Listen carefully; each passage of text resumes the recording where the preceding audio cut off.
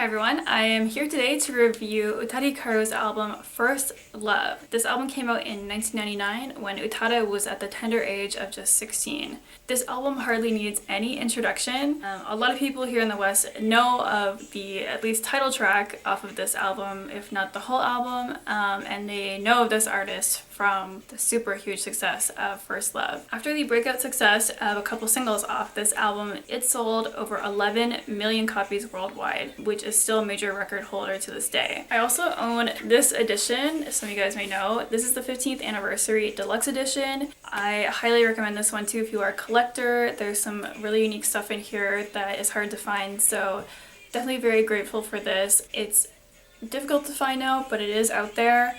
I ordered this off of the Japanese Amazon when it came out, I believe. Yeah, so I had to have it mailed to my friend's parents' house in Tokyo, and they mailed it to me here in Canada, which was very kind of them, but it's really heavy. So when I first started collecting Utada's albums, this one was not among my favorites, and it took me several years to actually warm up to the retro sound. I often skip over this album when I'm thinking of what I want to listen to from Utada, because the title track is so overplayed. But there is actually a lot of really good material on here, so I'm going to go over each song individually this time. The album opens with Utada Hikaru's breakout hit, Automatic. I think a lot of you know this song, so I'm not going to go on and on too much about it, but I still really like this song. This is a really solid, almost timeless song. It does sound a little bit dated, but I really enjoy it to this day, and every once in a while I get in this mood where I just need to listen to this song like 10 times in a row. Track number 2 is Moving On Without You. This is another great solid pop song, and a lot of fans agree that the Utada United performance of this song is actually even better than the recording, and I think I'm a little inclined to agree, but overall I really like this, another solid pop song. Next we come to In My Room, our first album track, and I have to say I really love this song. It's a scintillating R&B track, pretty reminiscent of the productions on Precious. On this song, Utada describes all the things that they're doing to go out of their way to impress someone that they like, and I just find those descriptions really charming. I love the low-key beat of this song, and I like this song pretty well on par with a lot of the singles on here. I think it's really good. The next song is the hugely successful First Love. I don't want to go too much over this song because I think I've mentioned it a number of times that I would be fine with never hearing this song again. I do listen to it once in a while, but I just hate the fact that Hikaru has to perform this at every single tour. It's just been played to death at this point. I'm sure it was really impressive when it came out. I did hear it back in the day when I first started downloading Japanese music around this time when Automatic and First Love came out, but at this point I'm really over it. The next song is Amai Wanna Paint It Black.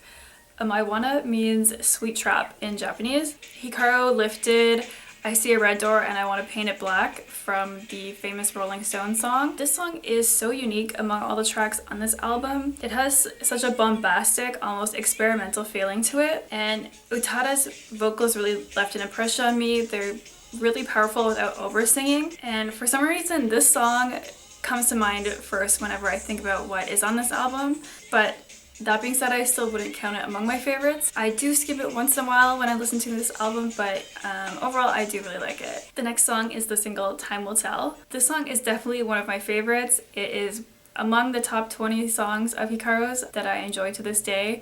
This is just such an iconic, timeless, solid pop song. It's uplifting, but there's a little note of bittersweet melancholy in there. I think I need to find some more descriptive words to come up with describing Hikaru's music, because I know I use those words all the time, but that really is her signature. So yeah, this song really has stood the test of time for me. Upon first listening, it sounds quite uplifting, but if you read the lyric translation, the meaning is actually kind of a reprimand. So yeah, absolutely love this song. It's one of my favorites, if not my favorite on this album. The next song is Never Let Go. I never really used to notice this song very much, but it has really grown on me in recent years. This is a slower jam, and it has a little bit of a mysterious tone, and also the Japanese is fairly easy to sing along to if you guys are studying Japanese. So yeah, it's another song I really like. The next song is B&C, which I believe stands for Bonnie and Clyde, which was a tragic love story about a young couple escaping the law. Utada was hailed for their writing at such a young age, but I think we can find a lot of dramatic teenage themes among the songs too. Like in the song where they want to just run away with their lover, similar to the themes of In My Room, I found was very like teenagery and sweet in that way. I really like this song also. I think it's missing just a little bit more of a punch to make its way into my favorites on the album, but still a decent song that I don't normally skip. Track 9 is Another Chance, and this one is probably my favorite on the album. I know I just said Maybe Time Will Tell is, but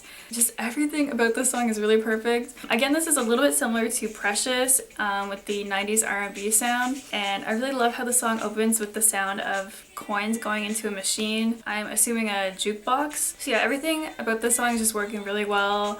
All of the layered instrumentals, the beat, and the plaintive vocals. Yeah, I just absolutely love this song. Track 10 is an interlude where we have Utada singing into some phone sound effects with some cafe sound effects layered in as well. And then we skip ahead to track 11, which is called Give Me a Reason. The song opens with a romantic guitar, but then we get a very dark synth drum and bass, which I really loved, and I wish so bad it had stuck through the rest of the song, but it starts to change again as we approach the chorus, and because of that, I don't love this song. It probably is one of my least favorites on the album, and sometimes I do skip it. And then the album closes on a remix of Automatic called the Johnny Vicious remix, and this is a dance club mix. The song marches ahead at a higher BPM than the original. I find this remix listenable. I don't like it more than the original, and I don't know if it needed to be on the album release, but during this time period it was normal to include remixes like this on an album release. Yeah, that being said, it's a little anticlimactic. So that was my review of First Love. I have finally done it. So now I'll show you a bit more of the album.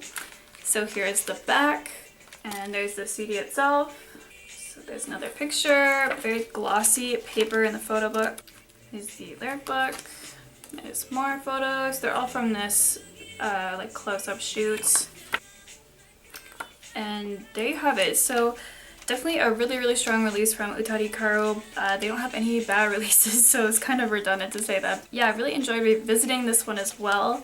It's been a little while, but I do go back and listen to Automatic and Time Will Tell a lot, and then whenever I get reminded of Another Chance, I'm like, oh my god, this song is amazing, and In My Room is another great song. So yeah, definitely appreciating some of the album tracks more than I did in the past these days. So let me know what you guys think of this album down below, and I hope you enjoyed this video. I will see you in the next one for a review of Distance.